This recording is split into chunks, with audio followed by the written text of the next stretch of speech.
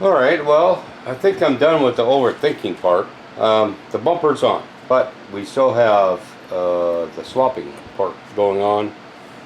And I think I have a solution for that, and it's not near as complicated as my previous solution. I gotta say, that thing looks pretty damn awesome on there. It does not come back as far as I would like it to, but if I was to come back any farther, I would have to modify like a servo horn or something of that nature.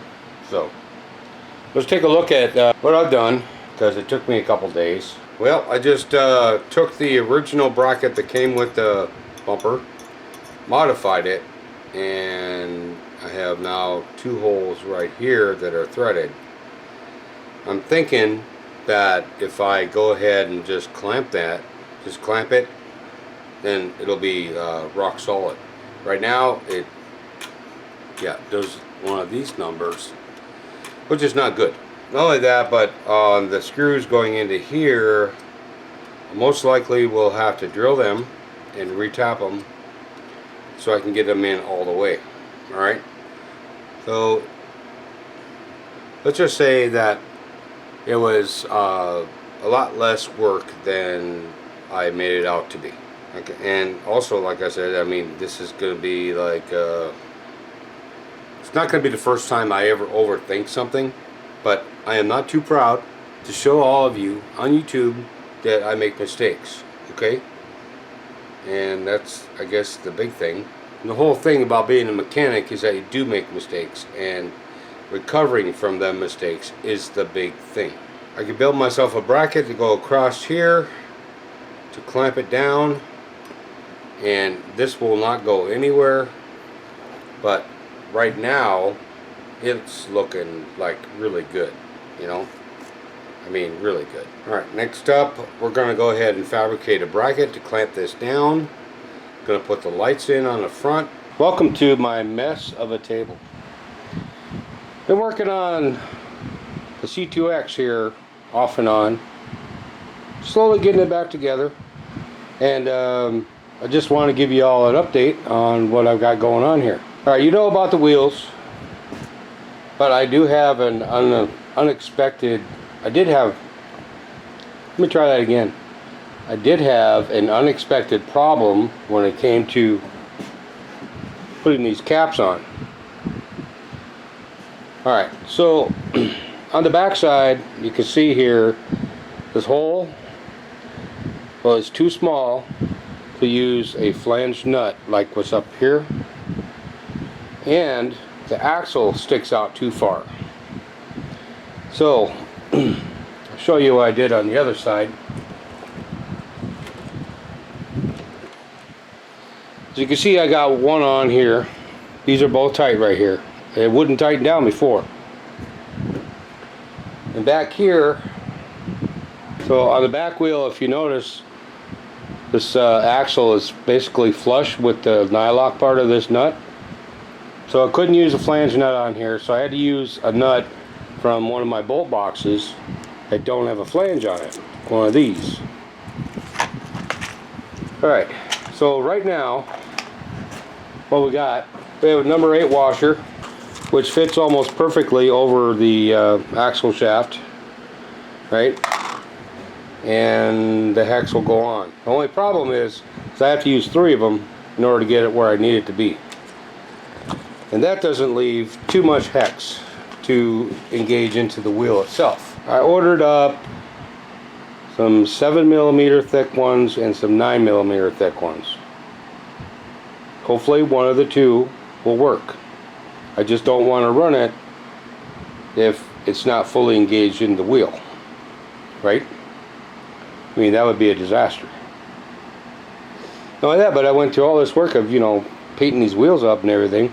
Here I thought it was the paint that was a problem, but it wasn't. It was the actual axle and the nut.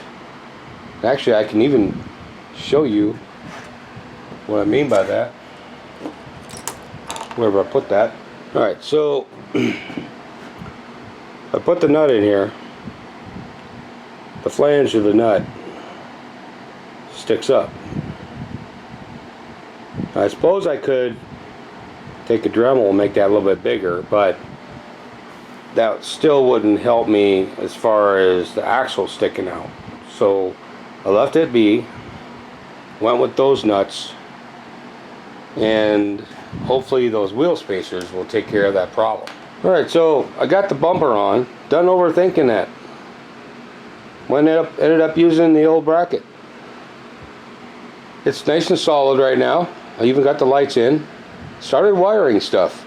I got the lights in for the headlights, these marker lights, and on the side they're not hooked up yet, but they're in. Okay,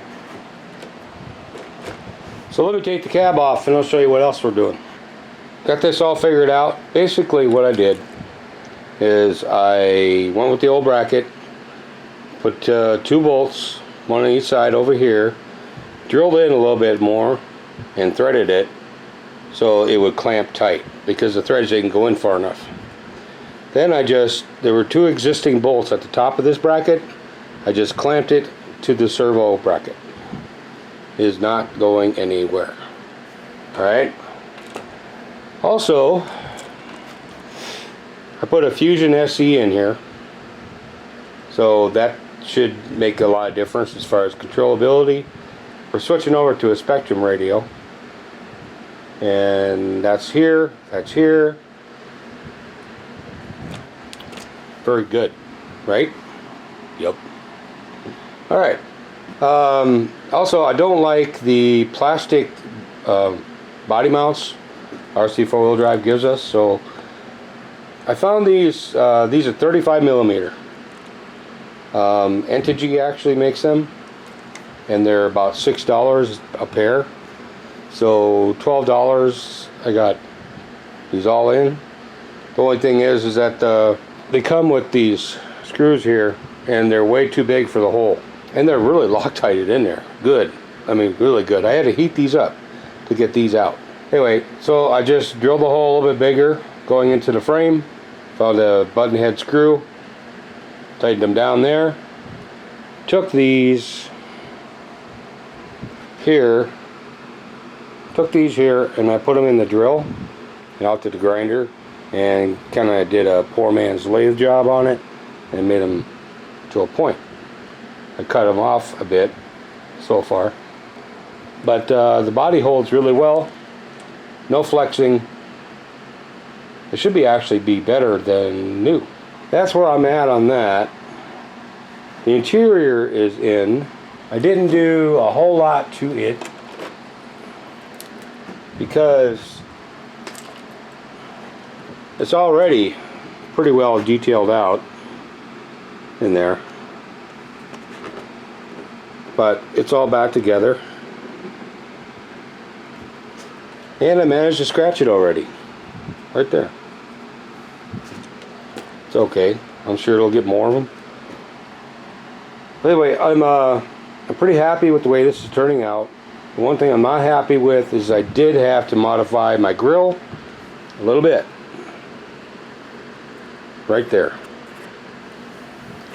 just so it would sit down on top of that bumper bracket enough so that the cab mounts would do cab mount things. So far I am extremely happy with it. The Hobby Wing Fusion SE, extremely tight fit. I don't know if you noticed that or not. I'll show it to you right there. I mean, you can barely see daylight between this and the servo. So yeah, I heard tell that you can take and put smaller spacers in here to move this motor back a bit. I was going to put the Pro in there, but the Pro is just way too fast for these.